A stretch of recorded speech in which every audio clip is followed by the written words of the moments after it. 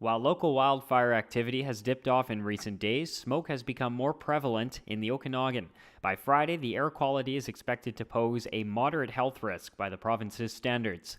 Environment Canada meteorologist Doug Lundquist says local fires are the main cause of the haze, but says smoke is coming from distant sources now as well. So from northern British Columbia, Yukon, perhaps even Alaska, and there's even some thought that some of the smoke perhaps wrapped in from Ontario and maybe coming in from fires in Siberia. An air quality statement has been in place for the valley for nearly 2 weeks, and Lundquist says it will likely remain for the foreseeable future. Really do hope that next week we get some rain, and that's perhaps the thing that would help us the most. Colton Davies, Castanet News, Penticton.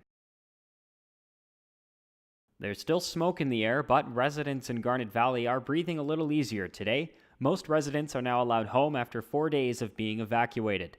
Amanda Hazelton lives on 20 acres there and says the Mount Aeneas wildfire came within 50 meters of the nearest structures on her property. I was in tears seeing that everything was there. I was very emotional. It's just, you don't know what to expect. All of Garnet Valley remains under an evacuation alert for the time being. Hazelton says she hasn't unpacked her truck yet, just in case. There's a little bit of edge. We do want to get on with business because we do have an Airbnb and people that want to come in today, and they just want to enjoy the valley and still do our summer stuff that we do here. Colton Davies, Castanet News, Summerland.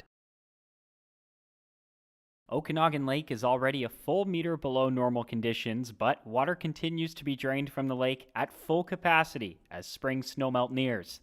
Penticton Dam operator Sean Reimer says the last time Okanagan Lake was drawn down this low on purpose was in 1999. We've more or less maximized our flows, I think, based on the conditions right now. Reimer says the Penticton Dam is now releasing 60 cubic meters of water per second, which he says is the upper limit for what the Okanagan River can handle. We certainly have gone higher in emergencies, but when we start going higher than that, that's when we start seeing the risk of downstream damage is higher. Colton Davies, Castanet News, Penticton.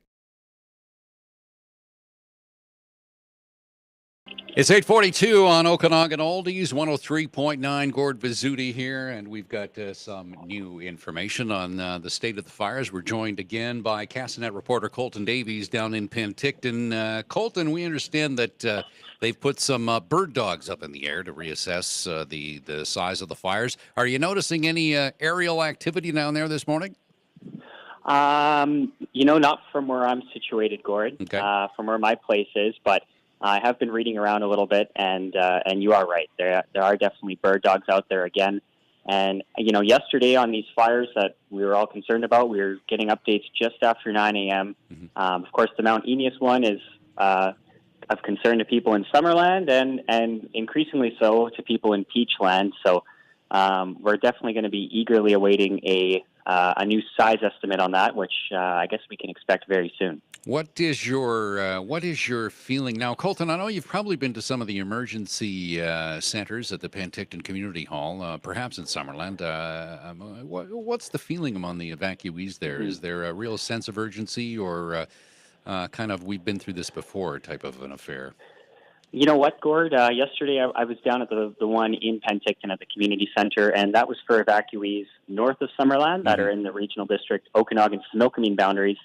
And there wasn't a lot of urgency. The fire had only been estimated at about 500 hectares then. And, I talked to residents up in that area yesterday, and I don't know if it speaks for the masses, but a little less urgency. I wasn't able to get down to the Summerland Center, but certainly from conversations I had near the Garnet Valley area with people around there last night, and with what I'm seeing online, there is more concern for residents out there.